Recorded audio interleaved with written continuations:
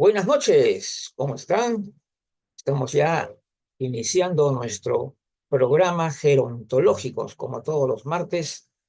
Así que hoy día vamos a tener también unos temas muy interesantes, de repente muy polémicos también, que por ahí incluso decían intrigantes, ¿no? Muchos temas que son como la visión gerontológica en sí, definir qué cosa es una visión gerontológica, como por ejemplo, cómo podría ser un verdadero enfoque preventivo para la gerontología, ¿no? Es que hay discursos caducos en gerontología, hay una necesidad de renovación, hay mentiras convenientes en el ámbito gerontológico. Estos temas los vamos a conversar dentro de unos minutos con la doctora Karina Rodríguez, que también es miembro del Consejo Directivo de la Central Gerontológica Internacional y también participa como coordinadora de salud de la unidad de salud y miembro también de la unidad Vanguardia Gerontológica. Así que, mientras tanto, ya está por ingresar a la sala ya la doctora, así que vamos ya en unos instantes a empezar con el desarrollo de los temas. A ver, aquí está.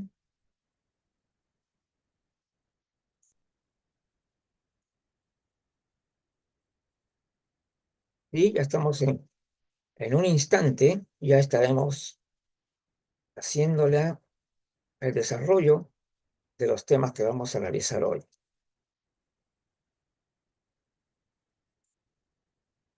Para que puedes ir si puedes abrir tu micrófono, tu cámara, para ya iniciar el desarrollo de los temas.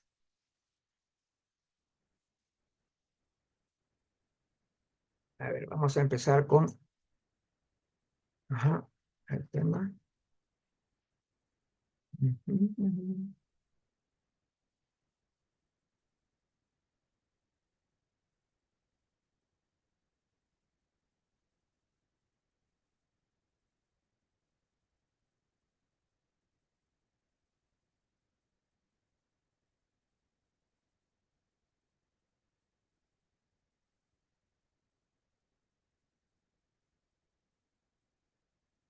Todavía no se puede abrir pantalla, pero ahorita ya empezamos.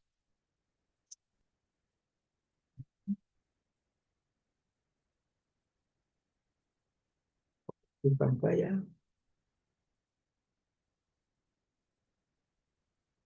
aquí está.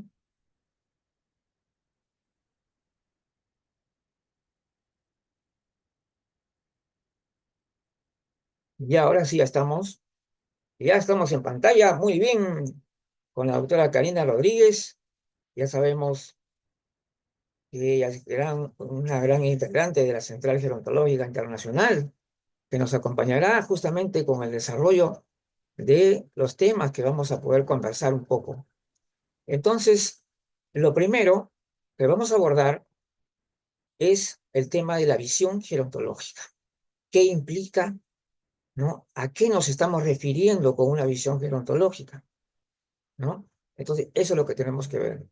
Y yo creo que uno de los puntos importantes de inicio para ello es justamente la comprensión holística de todos los factores que determinan lo que es el envejecimiento, por ejemplo. Entonces tenemos que entender todos los aspectos bio, psico, social y espiritual, ¿no?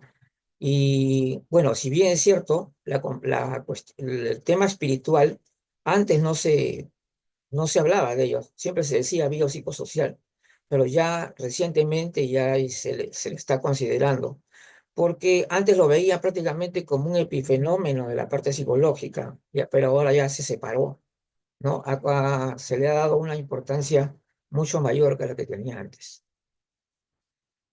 Entonces, yo creo que dentro de la que es la visión gerontológica, yo diría que es la visión que comprende el envejecimiento como un proceso de la vida, ¿no?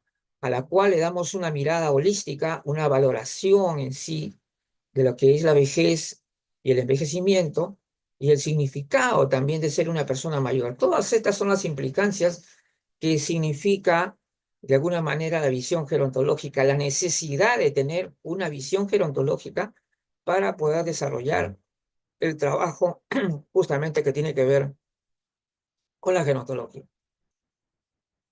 La visión gerontológica, como lo podríamos ver también como una instrumentalización del saber, es decir, como una herramienta básica para poder avanzar, ¿no? Entonces, por eso decimos que es algo que tenemos que tener sí o sí, si queremos trabajar, ¿no es cierto?, en el ámbito gerontológico. Entonces, esta visión gerontológica debería ser como una guía para la reflexión, el análisis, la acción. Y otra pregunta que también por ahí alguien se ha hecho, ¿es la visión gerontológica única? Hay varias visiones gerontológicas y en todo caso, ¿qué convierte esa mirada en gerontológica? Bueno, ya hemos adelantado un poco sobre eso, ¿no? En el que estamos hablando, que se trata de una mirada holística, ¿no? Una mirada integral. Ahora, con respecto a que si hay varias visiones gerontológicas, bueno, podríamos decir que hay muchas visiones distintas con respecto de repente al envejecimiento o a lo que se consideran personas mayores, pero, pero si hablamos de algo más preciso, yo creo que la visión gerontológica es lo que ya hemos dicho, ¿no? Es el abordaje integral. Tener visión gerontológica, ¿qué realmente significa y qué no lo es? ¿Qué podríamos decir que no es una visión gerontológica cuando hay sesgos, por ejemplo, ¿no? Cuando hay sesgos, cuando solamente estás viendo una sola parte, una sola cosa, solamente estás viendo el tema de salud o de enfermedades, estás viendo a un tema social, entonces, pero no estás viendo la totalidad. Entonces, una visión que construye el porvenir. ¿Hay visión gerontológica en las instituciones? También es una pregunta fundamental, ¿no? Para poder implementar incluso las llamadas políticas públicas, tiene que haber también una orientación gerontológica, una visión gerontológica, ¿no es cierto?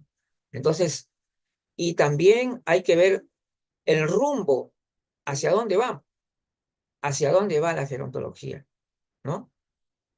¿Cuáles son las nuevas tendencias del pensamiento, las cosas a donde nos estamos orientando? Entonces, hay una persona que está por entrar. Entonces podríamos decir que hay malas visiones gerontológicas o simplemente que no son. Simplemente podríamos decir que no son, ¿no? Porque si no está abarcando la totalidad, ¿no?, de lo que es el proceso de envejecimiento, simplemente no son visiones gerontológicas.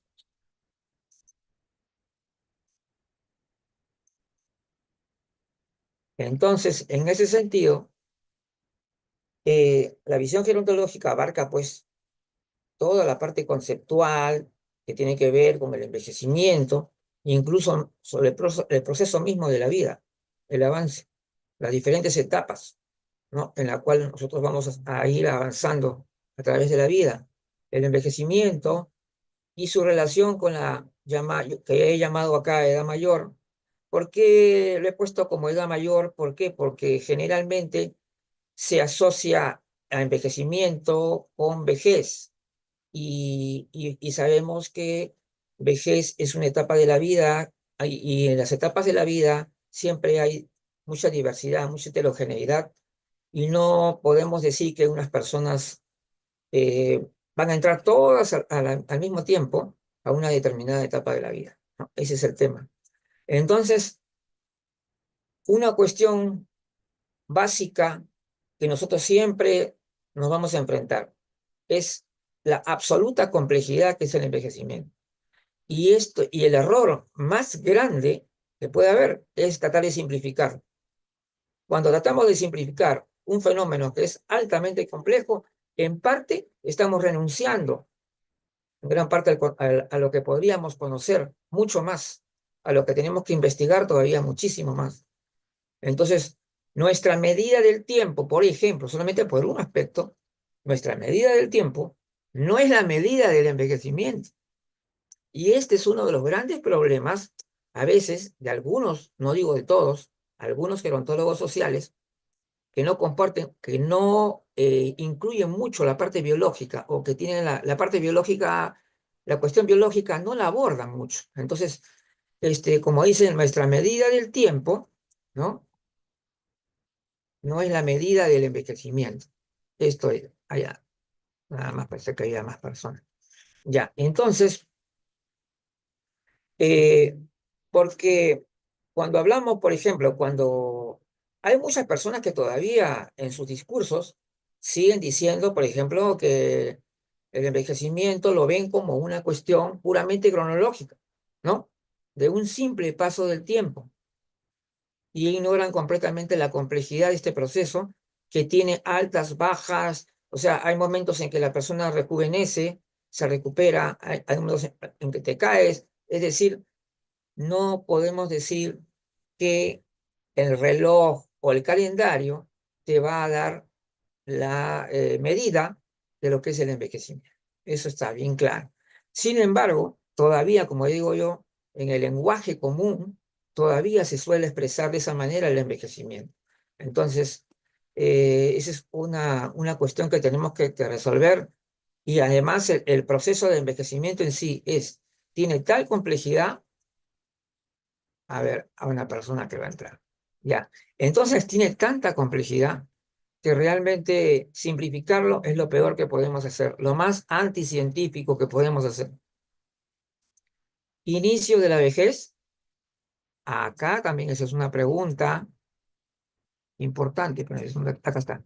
Sí, inicio de la vejez. Se pregunta a la gente, ¿cuándo se inicia la vejez? Pues no se puede determinar de manera exacta, porque estamos hablando de una etapa de la vida. Las etapas de la vida no se puede, todo esto es una cuestión absolutamente compleja.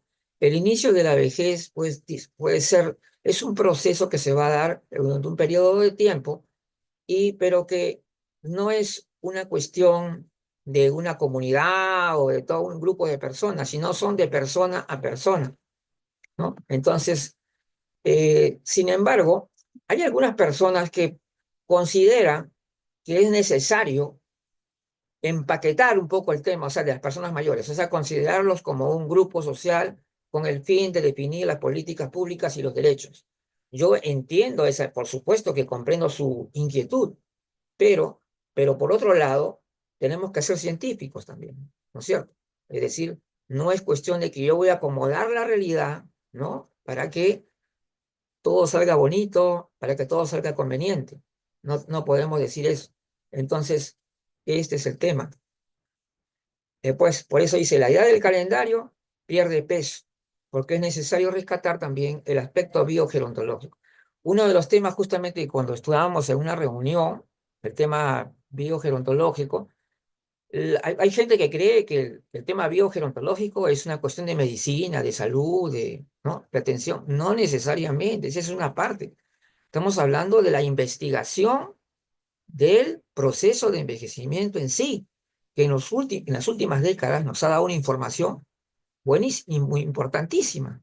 Por ejemplo, hace 20 años no hablábamos de los telómeros, nadie hablaba de los telómeros, y una serie de descubrimientos que se están haciendo en el proceso de envejecimiento, que en lugar de simplificarlo, lo está haciendo cada vez más complejo, y por eso es que hay muchas definiciones, ¿no? Entonces, vivir y envejecer no significa lo mismo. Esto lo he escrito ¿por qué razón? Porque a veces también dentro de algunas personas que simplifican e idealizan un poco, quieren darnos a entender de que el envejecimiento es un proceso de toda la vida y cosas así, como una cuestión conveniente, ¿no? Pero realmente no es así. Vivir es una cosa y envejecer es otra cosa, son diferentes conceptos. No es lo mismo. Se puede decir que el envejecimiento es un proceso de la vida, pero no la vida misma, ¿no? Entonces, tenemos que reforzar, perdón, espérate que alguien está hablando ahí. Ya está. Bien, la cientificidad de la gerontología. Tenemos que reforzar el aspecto, ¿no? Y por supuesto, el lenguaje de una ciencia. Surgirá tal vez una nueva gerontología sin mentiras convenientes ni falsas necesidades, con un lenguaje preciso y sin ambigüedades. Esperemos que sí. Bueno, ahora hemos terminado esta parte y me gustaría ya escuchar tus comentarios. Pues buenas tardes, hola Luigi. Vamos, cuando nosotros partimos de que hablar de gerontología tiene esos cuatro pilares fundamentales, que es Ujú, la parte biológica, es la parte psicológica, es la parte social, es la parte espiritual. Eh, todos los seres humanos, todos tenemos un diferente ciclo de vida. Esto justo está ligado a nuestra cultura, a nuestros cuidados, a todo lo que vamos a ir trabajando dentro de toda la construcción de la vida. Y el grupo social humano que debemos estudiar con mayor énfasis, con mayor detenimiento, porque es el grupo más diverso, es el de personas mayores. Y solo partamos de un principio, el más diverso. solo Ujú, partamos para nosotros a nivel de América, estamos hablando de personas mayores de 60 años, pero para Europa estamos hablando de mayores de 65 años. O ujú. sea, era dentro de un componente global tenemos. ¿Por qué? Porque esto al igual que esos 18 o 21 años de la mayoría de edad en el joven, en el cual en algunos países tenemos la parte del 18 y que ya es mayor de edad, es adulto, eso no quiere decir que sea maduro, que sea autónomo, que sea sostenible, o sea, simplemente hay un proceso legal en el cual tenemos un dato y ese dato es la cuenta de años o días vividos de un ser humano. Igual nos pasa con las personas mayores.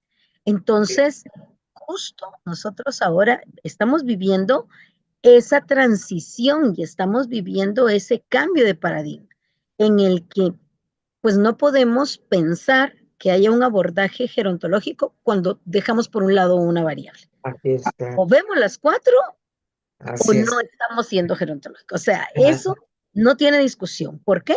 Porque el ujú, ser humano es la construcción de una vida integral.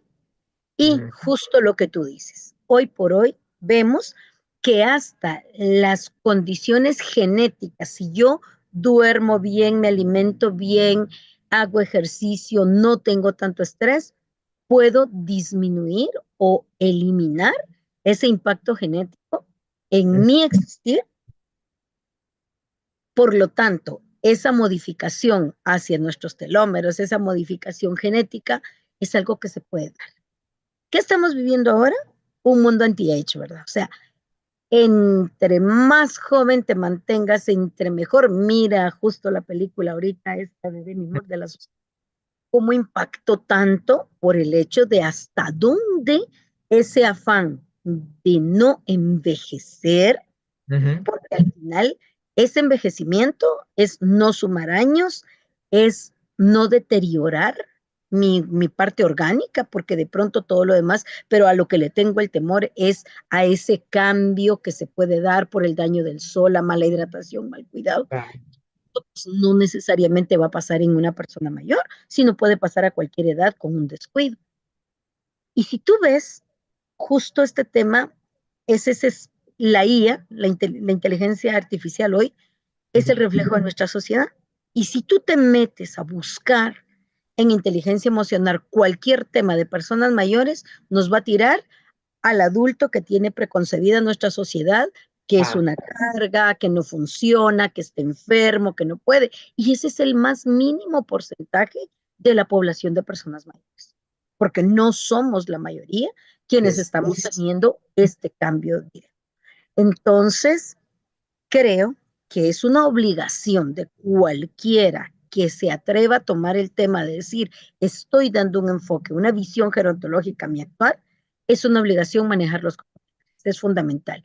Y pienso que quienes estamos en la vanguardia, porque es lo que estamos haciendo, Claro, en esa vigilancia del tema y de que no se nos caiga y que nos quiten esos pictogramas de la persona mayor, deteriorada, con un bastón, con una andadera, con una silla de ruedas, que como bien decías en una de nuestras reuniones de trabajo, usemos imágenes reales, no idealicemos, claro, no, no claro, caigamos en vanas acciones o situaciones que no se van a dar en una regla general, pero tampoco estigmaticemos y pongamos una etiqueta.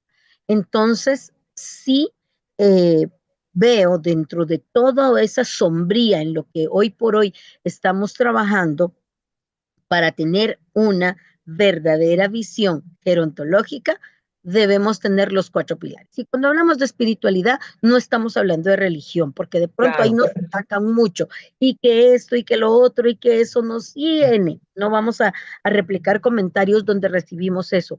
Hablar de espiritualidad es esa parte que sale del psico, que sale de mi componente psicológico individual y sale a cómo yo sublimo y con quién tengo mi nexo y cuál es mi anclaje espiritual con el que yo voy sublimando todas esas acciones en las cuales yo me identifico, me reasigno, me integro y luego me hago en algún momento uno con el ser superior, con quien yo tenga, y esa energía, esa parte energética no es magia y no es mentira y no es algo utópico, sino muchas veces el solo hecho, y lo vamos a poner en dos mundos para no entrar en polémica, la Mm, meditación o la oración es llevar a ese momento reflexivo que en una persona mayor o no, en una persona en general, te hace bajar esa carga de cortisol, esa carga de estrés, y eso te lleva a regularte de manera interna con tus herramientas y eso te lleva a manejar salud. Entonces, solo en esa línea, solo en ese pequeño componente, y lo espiritual es un gran universo en el cual debemos aprender a entrar y trabajarlo con respeto y con responsabilidad. Y entonces ahí pienso que debemos ir aterrizando y que nuestra plataforma sea los cuatro pilares. En eso termino mi comentario. Gracias. perfecto, perfecto. Ahora vamos al enfoque preventivo. Ya, entonces, uno de los temas interesantísimos, por supuesto, de hoy, siempre van a ser el tema de las políticas públicas, ¿no? Cómo la direccionan, qué cosas incluyen dentro de esas políticas públicas, cómo ven realmente a los grupos sociales.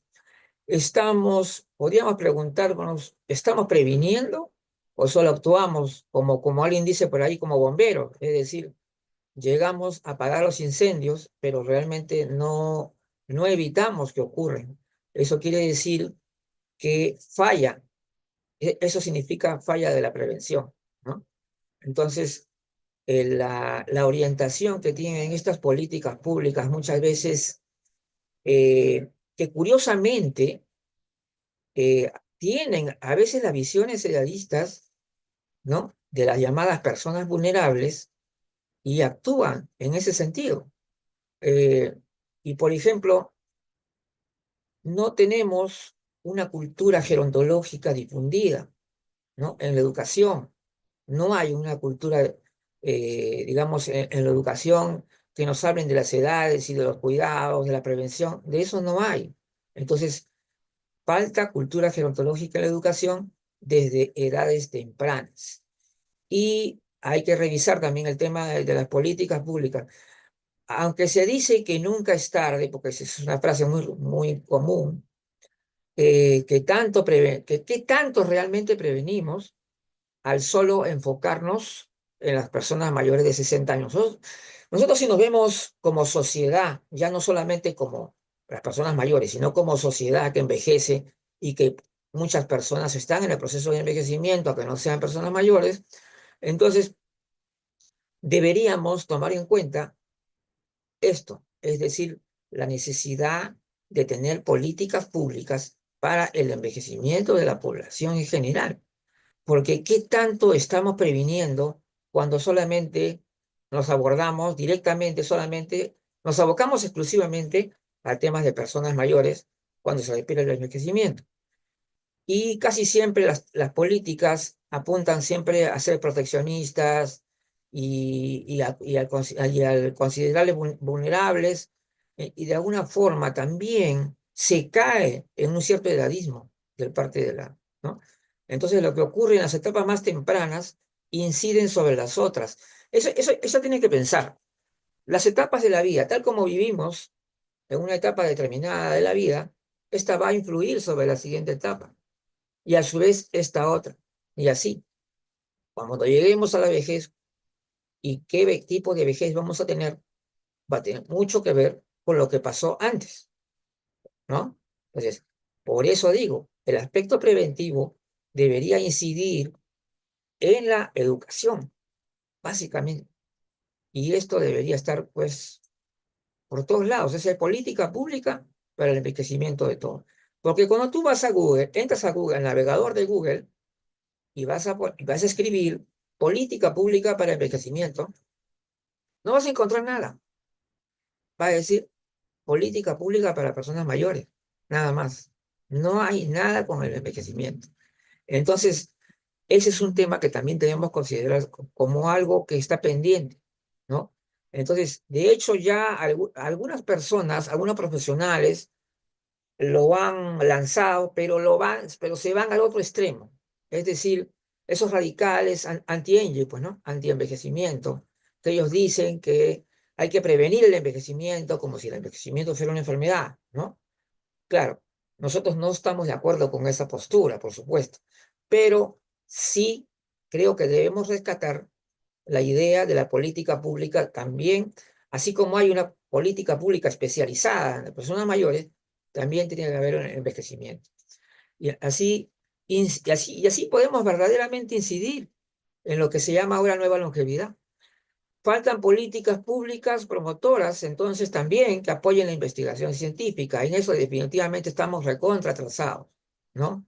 Tal vez en otros países desarrollados sí hay verdaderamente investigación científica que permite que, por ejemplo, no solamente se pueda abordar una serie de enfermedades, ¿no? que se dan, sino también incluso hacer que nuestro envejecimiento se ralentice y sea mucho más saludable. Es decir, apuntar hacia una nivel de vida más longevo. Entonces, de hecho, ya hay investigaciones que están ahí. El problema de estas investigaciones científicas es que también a veces hay ciertos prejuicios también contra ellos, ¿no? Decir, que te estás abordando en eso, tú eres un anti-aging, un anti-envejecimiento. No, yo creo que hay que darle lugar a la investigación científica. Si la investigación científica puede lograr que el ser humano tenga un envejecimiento más saludable, aumentar su longevidad, pero saludable, no una longevidad por longevidad, sino longevidad saludable, maravilloso. Si se puede lograr mucho más, ¿por qué no? Ahora, necesitamos gerontología en las escuelas. Ya desde las escuelas ya deberíamos saber y comprender estos problemas. Las universidades, los institutos, las empresas privadas, todo debería ser. Entonces, yo creo que por ahí ya tendríamos digamos, política pública mucho más eficiente que la que tenemos cuando nos centramos solamente en personas mayores. Y eso recuerdo, te voy a recordar. Yo estuve en una reunión en el ministerio una vez, estuve con bebedor ahí, y me comprobé, entonces ellos estaban confeccionando justamente la política pública. Pero todas las personas que eran consultadas, todas eran personas mayores. Eso a mí me pareció cuestionable, porque deberíamos haber tomado en cuenta por ejemplo, personas que se encontraban ya en la ruta, por ejemplo, de 40, de 50, para ver qué ellos podían pensar y qué cosas podían aportar. Pero no, ellos simplemente a los que tienen más de 60, a eso le consultan. Eso estuvo mal, totalmente desenfocado. Entonces, otra cosa también, este tema del alarmismo, ¿no? Hoy en día seguimos todavía con esa cuestión de que haya muchas personas mayores ya significa alarma, ¿no? Cuando en realidad es un logro también, es un logro de la vida, ¿no? y sin embargo lo ven como una alarma, como una preocupación. Entonces, ante el alarmismo, debemos hacer, en lugar de tanta alarma, deberíamos prevenir desde las edades tempranas, porque mucho de lo que ocurre en las personas mayores ocurre por falta de prevención. Muchas de las mal llamadas enfermedades de la vejez, la voy a poner entre comillas, porque en realidad casi ninguna es de la vejez realmente. En realidad se va desarrollando antes, ¿no? Como la hipertensión, la diabetes, la artrosis, hay un montón de enfermedades que se le ve como enfermedades de la vejez, pero en realidad no son enfermedades de la vejez. Entonces se reducirían con un buen sistema preventivo que deberían abordar el envejecimiento de toda la población y no solamente de personas mayores. Porque en la actualidad, por eso le llamo yo los estados, entre comillas, estados bomberos, porque no son verdaderamente preventivos, solamente actúan cuando hay problemas, ¿no? Para asistir, para ayudar, ahí sí, porque incluso para los políticos también es muy rentable. Es muy rentable para los políticos estar ahí ayudando a los damnificados de un, ¿no? De un sismo y ahí ganar réditos políticos. Entonces, educación y atención primaria de calidad. Por ejemplo, ahí está también otro punto, Karina, es el tema de la atención primaria. Es otro súper básico que también se descuida bastante. No hay ese problema también. El tema no es paliar yo diría que el tema no es paliar la vulnerabilidad, sino evitarla en lo posible, ¿no? O sea, es decir, ya, de todas maneras van a ser vulnerables. No, pero tratemos de evitarlo, pues, ¿no? Ahora, porque cuando hablamos de vulnerabilidad, estamos hablando de un concepto muy amplio que abarca parte de salud, social, todo. Entonces, es vulnerable, por ejemplo, una persona por su extrema pobreza, por ejemplo, ¿no? Una persona que no tiene una red social que lo proteja es una persona vulnerable, así no estuviera enferma en ese momento. Y así también muchísimos casos de problemas de salud. Entonces es posible una longevidad saludable uniendo esfuerzos promotores, educacionales y científicos. O simplemente vamos a apagar el incendio y no prevenir. Es la verdad que lo pasa con esto. Ahora sí, tu comentario.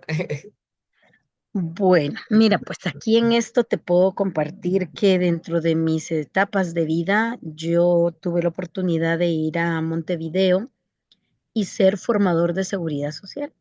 ¿Por qué ¿Ah? tocar el tema? Porque la seguridad social nos va a permitir tener todas esas acciones, justo lo que tú dices, de atención primaria en salud, de manejar esos planes previsores, de tener adecuados controles de vacunación, de alimentación, de cuidado.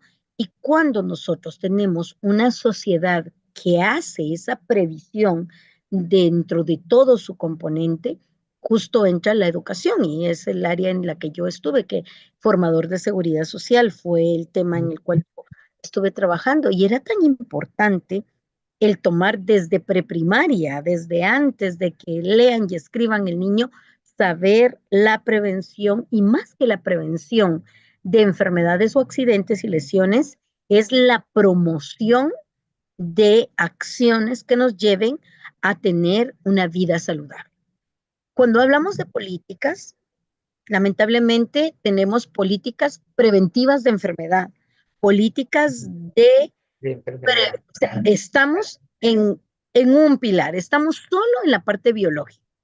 A Ajá, veces tenemos ya unos países más desarrollados políticas de salud mental. claro. No la tenemos mucho. Esa, Sí, y cuando la tenemos está así como relegadita y ahí porque a muchos no nos interesa y no nos gusta hablar de la salud mental. sí, Es sí. importante, Ujú, porque el sí. suicidio hoy por hoy está subregistrado y hay muchas personas que mueren en accidentes, pero ellos hacen el accidente, ellos generan. La lesión la provocan y es una manera de suicidarse, no tirarse de un puente, no ahorcarse, no sobremedicarse, sino utilizan su vehículo o la calle para poder matarse y al final son suicidios. Lo que pasa es que no tenemos esos registros. Entonces, la salud mental la tenemos por un lado y esos planes o programas preventivos de salud mental los descuidamos.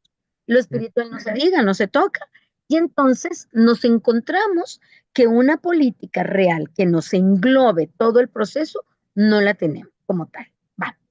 ¿qué debiéramos contemplar o cómo debiéramos entrar? O sea, Luigi, ya hablar, y lo repetimos nosotros en cada evento en el que tocamos salud, prevenir caídas, comer bien, hacer actividad física, tener las redes de apoyo, o sea, eso es lo que vamos a fomentar porque es una base muy grande.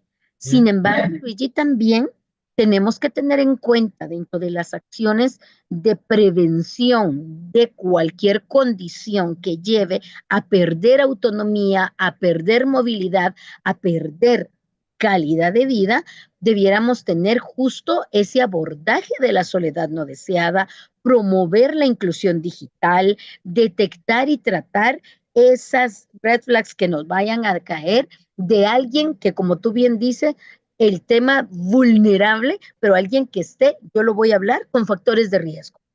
Ujú. Cuando el factor de riesgo empieza, ahí tengo que intervenir para que ese factor de riesgo no se convierta en una enfermedad, en una lesión, en un...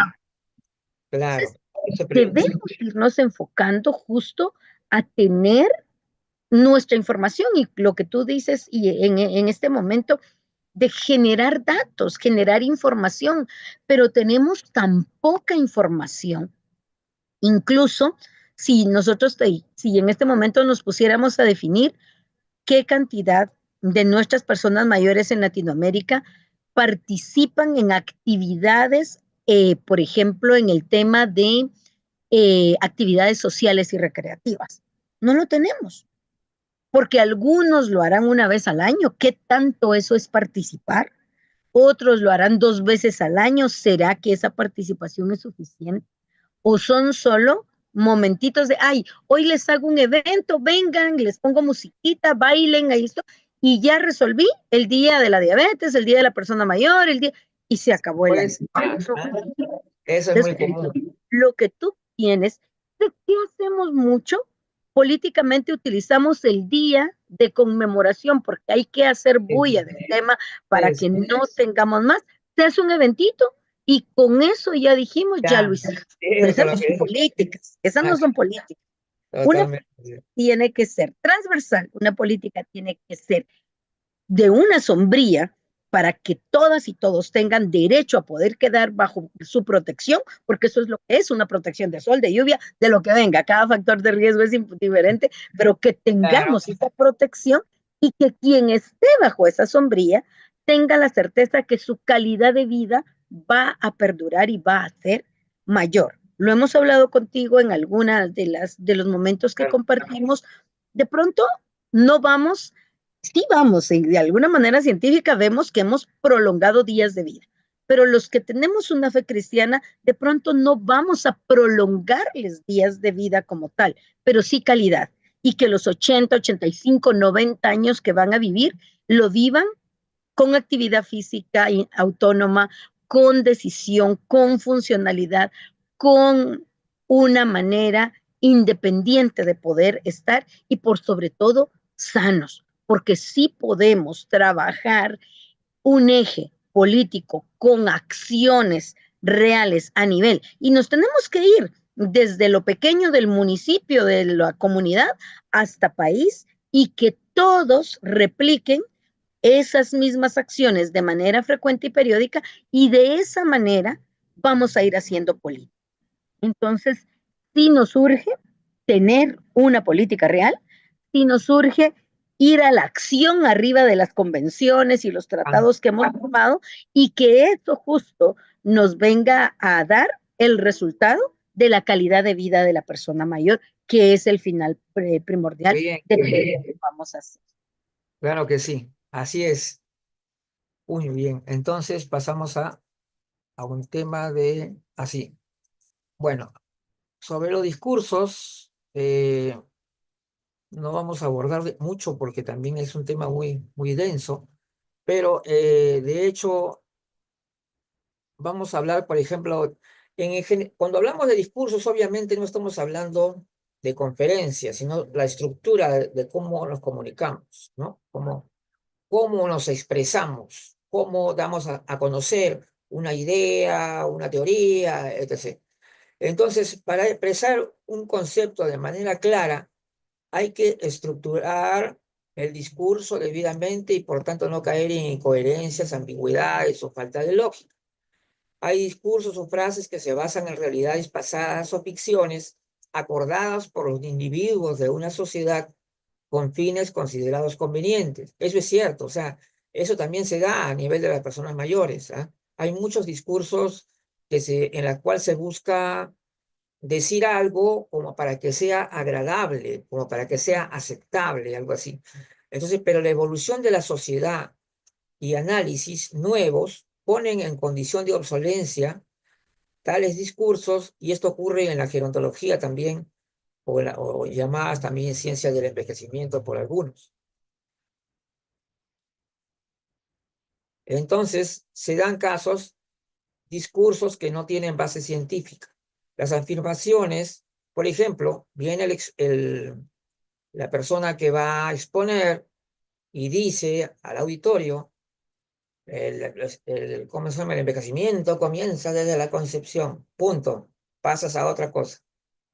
Pero no sustentó, no explicó su afirmación. Entonces, debe seguirse. Si tú haces una declaración, ¿no? Estás diciendo algo, estás afirmando algo, a continuación viene el sustento. Así tiene que ser. Entonces, si las afirmaciones deben seguir con sustento de aplicación, no se da, por no dar por un hecho, no, que tratas con un axioma, no, y peor aún si se trata de una teoría más que pueda discutirse. Tú sabes que sobre el envejecimiento hay varias teorías, ¿eh? No hay todavía consenso. Y la vez pasada yo encontré una información interesantísima que te la voy a pasar a ti, donde hicieron una encuesta sobre, sobre la visión, el concepto del envejecimiento, con una serie de preguntas, y no se encontró no, o sea, mejor dicho, hay mucha disparidad. O sea, la gente no se ponían, no se pusieron de acuerdo. No se- Entonces, no confundir hechos comprobados con interpretaciones de los hechos. Ese es otro de los problemas que hay. Por ejemplo, yo tengo entendido, para mí me parece bien claro que para mí un niño no se encuentra envejeciendo. Para mí me parece clarísimo, ¿no? Pero, y me parece que es una teorización, ¿no? Y por lo tanto, yo diría que no hay que confundir hechos comprobados con interpretación. O sea, simplemente estás interpretando la realidad de alguna forma, pero en realidad no lo puedes afirmar definitivamente. Entonces, hay diversas teorías e interpretaciones del envejecimiento, algunas con más evidencia y lógica que otras, ¿no? Entonces, analicemos esto. Envejecemos desde la concepción, dice entre comillas, ¿no? Para validar esto, tienes que explicar qué es envejecer primeramente, ¿no es cierto? Claro. ¿Qué es el envejecimiento? Y contrastar sus diferentes definiciones. Este es un tema súper complicado. Ya que esto es una teoría más. Y esto me lo dijo una doctora que es especialista también en temas de envejecimiento. Me dijo, Luis, esa es una teoría más. O sea, una interpretación más de varias. Entonces, no se puede dar como si fuera un axioma cuando tú estás exponiendo, ¿no es cierto? Si tú afirmas algo, pues susténtalo, ¿no? Dime en qué se basa. Entonces, podríamos responder, tal vez, que nacemos destinados o de alguna manera, entre comillas, programados para envejecer, ¿no? Entendiéndolo de una forma, claro, o sea, podría decir, ¿por qué? Porque somos seres biológicos y por tanto, de todas maneras, vamos a envejecer y vamos a morir. Eso está claro. Entonces, podríamos responder que nacemos destinados a envejecer y morir, pero no nacemos envejeciendo ni muriendo. Esa sería la aclaración. Entonces, lo contrario sería, porque si nos vamos a la parte contraria, sería idealizar el envejecimiento como la vida misma, como yo he visto, pero, ¿no? Y cuando el envejecimiento es un proceso de la vida, como es el crecimiento y el desarrollo. Entonces, hay que reforzar entonces el carácter científico de la gerontología, que es imperioso, e impedir que las ideologías tomen su lugar. Ese es el tema, ¿ves? Las ideologías toman su lugar. ¿Por qué? Porque quieren acomodar las cosas. Por eso yo le pongo así, yo le he llamado las teorías del acomodo, ¿no? Acomodar la realidad. Entonces, nos alejan, pero en realidad nos alejan de realidad como, y generan idealización también de las personas mayores, y también hay una cierta incompetencia para comunicar contenidos veraces y no falaces. ¿Ya? Entonces, hay problemas. Esto, porque cuando hablamos de comunicación, la gente lo ve como un tema secundario y no saben que es un tema crucial, sensación. Si no puedes expresar adecuadamente un concepto, no lo puedes trasladar a la imagen, a la palabra o a a todos los medios de expresión posibles, realmente estamos haciendo un trabajo muy malo y no nos va a dar resultado. Entonces, los discursos idealizantes en favor de las personas mayores reemplazan la realidad diversa que implica tener más de 60 años y esta cacareada etapa de vejez, que va entre comillas, como un paquete de personas con poco en común y sin embargo hacen decir a los profesionales de la salud, cuidado, hay personas mayores. ¿Te das cuenta? Entonces, sin tener conciencia clara de lo que es la heterogeneidad del envejecimiento. O sea, hay una serie de contradicciones tremendas, ¿no? Por un lado, tú estás diciendo que el envejecimiento comienza acá, que es decadencia, es terrible la cosa. Por eso digo que es algo que vamos a tener que seguir trabajando. Los profesionales que se basan en la edad cronológica de las personas están realmente desenfocados y a veces no tienen una real empatía. Ven en la persona mayor alguien que hay que proteger, cuidar, asistir en un sitial de poder, ¿no? Poniendo en un lugar de poder. Y su discurso, hay que cuidar a las personas mayores, viene ya impregnado de un edadismo sutil. Entonces recordemos que hay publicaciones que dicen, si tienes un adulto mayor en casa, haz esto u otro. En realidad, no se dirigen a la persona mayor. ¿Qué tal falta de respeto? Sino, como si dijera que hay niños en casa, ¿no? Algo así. Si hay niños en casa, ¿te das cuenta? Eso también todavía subsiste, este tipo de cosas. Y entonces los discursos caducos se basan en una realidad pues anterior, pero hoy ya inexistente incluso, faltos de actualización, sin comprender las transformaciones sociales y el nuevo protagonismo que está teniendo las personas mayores, ¿no? ¿Ah? Que no solo crecen en número, ahí está el punto, no está creciendo en número, sino también cualitativamente. Entonces hay que reforzar el valor científico de la gerontología antes que las ideologías. Entonces, antes que las ideologías la avasallen, mejor dicho. Entonces, por eso, ese es un tema que a mí me apasiona mucho, es evitar que la ciencia sea avasallada por la ideología y la política. Esa es una cosa que yo cuido mucho. Entonces, es necesario un nuevo discurso que acompañe una visión apoyada por la investigación científica, con un sentido lógico, y las políticas públicas sean realmente preventivas y no lo serán al preocuparse solamente de las personas mayores a partir de los 60 años. Entonces, si no, debería ser del envejecimiento de todos. Y esta última, vamos a ver, luego del cuestionamiento de la vejez, bueno, esto me estoy refiriendo a un artículo y una conferencia que yo desarrollé sobre el tema del cuestionamiento de la vejez, en el que ya estaba explicando que la vejez como etapa de la vida no puede determinarse de manera cronológica, de manera exacta, y por lo tanto todas las personas pueden pasar a otra etapa en otro momento. Entonces, luego del cuestionamiento de la vejez se viene una revolución en la gerontología y es algo que se llama, y que lamentablemente tenemos que decir, hay vacas sagradas, ¿no es cierto?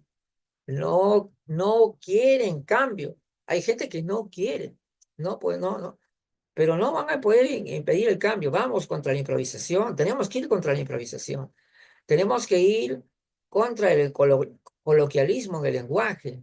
Hay que buscar una nueva gerontología con un lenguaje preciso, sin ambigüedad, con conceptos bien claros, bien determinados y con valor científico y sin ambigüedad para una mejor comunicación de los contenidos y nuevos discursos renovadores. Eso es la parte final. Ahora sí, te toca tu Bu- comentario final. Gracias, Luigi. Pues mira, yo sí creo y pienso que la vida y en sí todo lo relacionado con ser humano es un río, es un fluir.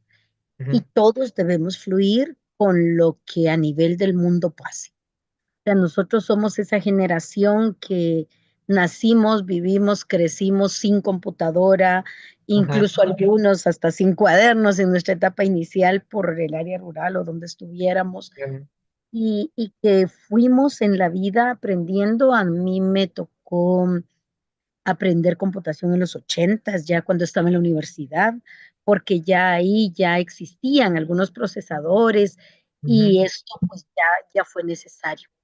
¿Por qué llevar a este punto de reflexión? Bueno, todo en la vida cambia. Lo único seguro que tenemos en la vida es el cambio. O sea, nada es estático, nada verdad, debe quedarse. así es. Cuando tú te aferras a los Ujú, conceptos de la REA, a lo que dictan las organizaciones de máxima jerarquía a nivel de nuestro mundo, a lo que un pensador da de teorías, son eso, son conceptos, son teorías, pero eso no es la vida. O sea, la vida no es una suma de conceptos, la vida es un fluir de existir y que dentro de esto, para que nos podamos entender todos, generamos teorías, generamos conceptos, ujú. hacemos análisis de procesos y filosofía.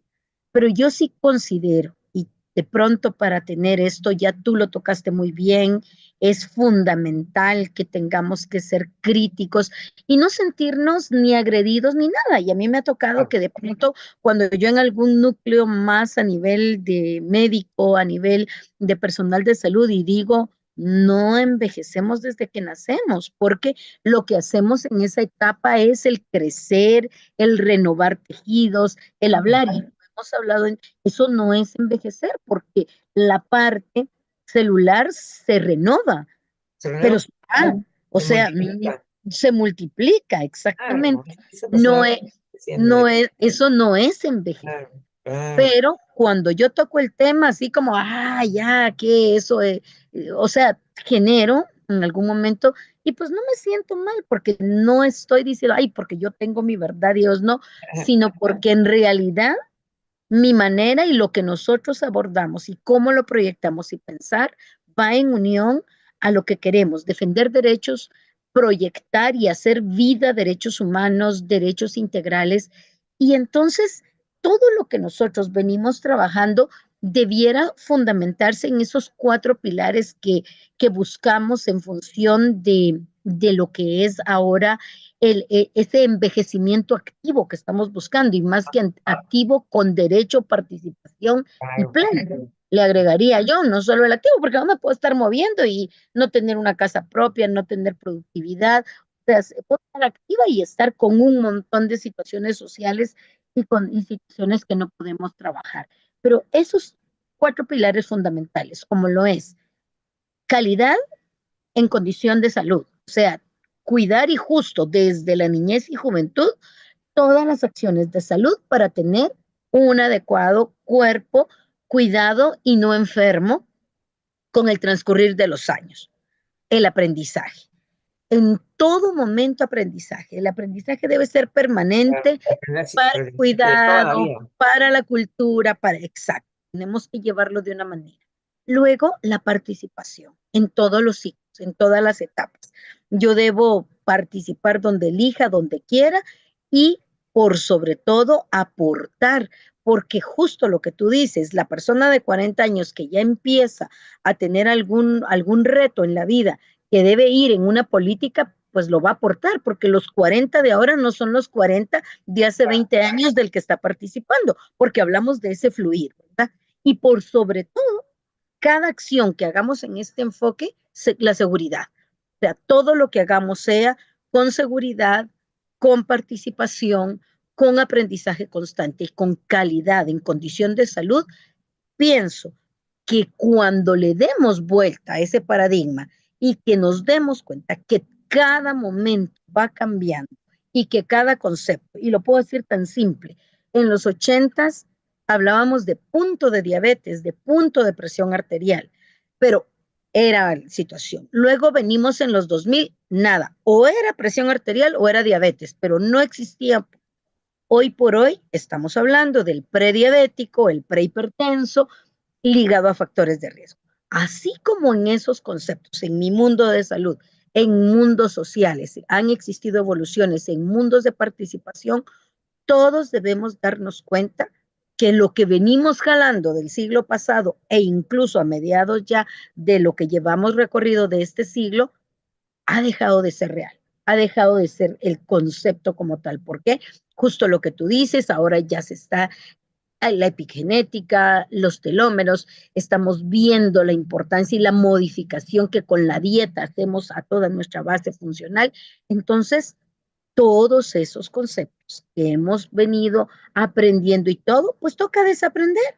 Y de eso se trata la vida, de aprender, desaprender, volver a aprender. Porque si yo no suelto, no puedo agarrar algo nuevo. Y si me aferro a algo que en mi contexto ya no está, ya no existe, pues lo único que voy a hacer es tardarme y que me duela en llegar a donde voy a tener que llegar, pero de llegar a los conceptos claros, vigentes, voy a llegar por las buenas o por las malas, pero tengo que llegar. Entre más fluido y accesible sea lo que yo decida, pues eso nos va a llevar. Y esa es la invitación a todos, que estemos abiertos, que analicemos, que leamos, que busquemos ese fundamento científico de lo que vamos a trabajar y abordar y que nunca vendamos ideas utópicas o falsas esperanzas en alguien que llegue con nosotros para tocar el tema. O sea, seamos honestos con nosotros hasta donde tengamos ese con gran lo que tema, proyectemos con los demás. eso. Ahí me quedo, Luigi. Por eso yo a veces decía honestidad intelectual, ¿por qué? Porque si tú sabes algo, tú ya has comprendido algo, pues, ¿por qué lo ocultas o por qué lo consideras que no es conveniente y entonces no lo dices? Por eso es que yo hablaba de a veces a ese término de mentira conveniente que a veces he dicho que a veces se da, eso sí, cierto. Bien, ya estamos llegando al final del programa, nos hemos pasado un poquito, pero no, en realidad ya hemos empezado un poquito más tarde, así que prácticamente estamos igual sobre la hora. Bueno, mañana tenemos la participación el tema es prevención de caídas, consejos útiles. Ajá, ya, bueno, este es el tema que tenemos para mañana. Y por ahora solamente le podemos decir que la Central Gerontológica Internacional está en este año 2025. Tenemos grandes metas por lograr y sobre todo vamos en busca también de mejorar los conceptos de la gerontología y sobre todo el trabajo que viene realizando de revisión conceptual, vanguardia gerontológica, que también ya lo vamos ya a publicar próximamente. Muy bien, ahora sí, nos vemos. Muchas gracias, Karina, la doctora Karina Rodríguez, siempre. Así que siempre ojalá que estemos lo más posible en el programa.